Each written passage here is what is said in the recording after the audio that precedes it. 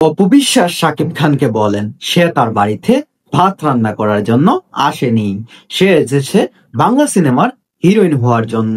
সে কেন শাকিব খানের কথা শুনবে বা শাকিব খানের কথায় চলাফেরা করবে?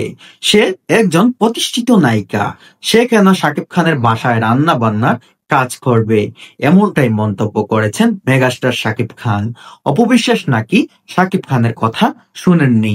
শাকিব খান যখন অপু বিশ্বাস গর্ভ অবস্থায় ছিলেন তখন শাকিব খান নিষেধ করেছিলেন তিনি সিনেমা থেকে পার্মানেন্টলি বিদায় নেয়ার জন্য। কিন্তু অপু বিশ্বাস নাছোড়বান্দা, সে মানতে নারাজ। সে চেয়েছে শাকিব খানকে টেক্কর দিয়ে সে তার নিজের ক্যারিয়ারটা নিজেই গড়ার জন্য। অবশেষে কি হলো? অবশেষে সবকিছুই হারাতে হলো অপু বিশ্বাসকে। আপনি একটা জিনিস দেখেন, শাকিব খান বর্তমানে তার ক্রেজ এবং তার লেভেলটা যতটুকু এগিয়ে আছে, বর্তমানে বাংলা ইন্ডাস্ট্রির মতো একটা জায়গায় এমন কেরিয়ার গড়তে আমার মনে হয় না ইতিহাসে আর কোনো নায়ক আসতে পারবে। কারণ একজন শাকিব খানের লেভেলে যেতে গেলে অনেক কিছুই সহ্য বা অনেক কিছুই সহ করতে হবে।